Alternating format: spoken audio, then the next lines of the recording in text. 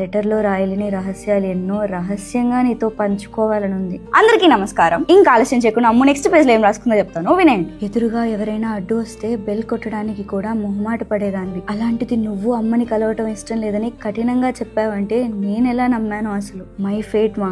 ఎవరిని తప్పు పట్టినా ప్రయోజనం ఏముంది? ఎంతలా ఎదురు చూసి ఉంటావో, ఎంత బాధపడి ఉంటావో. నీ రూపం నాకు ఇప్పటికీ ఎలా గుర్తుందో తెలుసా? ఆ రోజు కళ్యాణానికి వచ్చినప్పుడు దూరంగా ఏదో బాధగా ముక్కు అంతా రెడ్గా అయిపోయి ముక్కు పుడకకి ఉన్న ముత్యం మెరుస్తూ ఎర్రగా పండిన గోరింటాకు చేత్తో జుట్టు సరి చేసుకుంటూ ఎంత ముద్దుగా ఉన్నావో. లెటర్లో రాయలేని రహస్యాలు ఎన్నో రహస్యంగా నీతో పంచుకోవాలనుంది. ఆ పంచుకునే అవకాశం రాక నాలోనే రహస్యంగా మిగిలిపోయాయి. నిన్ను కలిసి కాళ్ళు పట్టుకొని క్షమించమని అడగాలనుంది. కానీ కాళ్ళు కాదు కదా, నీ కాలి దుమ్ముని కూడా ముట్టుకునే అర్హత లేనంత మలిన పడిపోయా. నువ్వు నా జీవితంలో లేని జీవితాన్ని ఎలా జీవిస్తున్నానో తెలుసా? నాకు నచ్చింది నాకు దక్కలేదనేమో. నచ్చావని చెప్పిన ప్రతి ఒక్కరితో బెడ్ షేర్ చేసేసుకున్నా, ఈవెన్ అంజనాతో కూడా.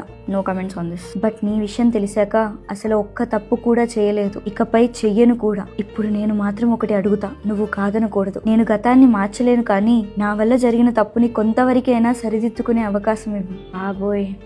సో అదనమాట సంగతి. నేను ఈ ట్విస్ట్ ని స్వామి గారి నుంచి అయితే అసలు ఎక్స్పెక్ట్ చేయలేదు. బట్ యా, బాధ ఎవరినైనా మార్చేస్తుంది. స్వామి గారి లెటర్ ఇంతటితో అయిపోలేదు, ఇంకా ఉంది. మరో పేజ్ తో మళ్ళీ కలుసుకుందాం. ఇక సెలవు.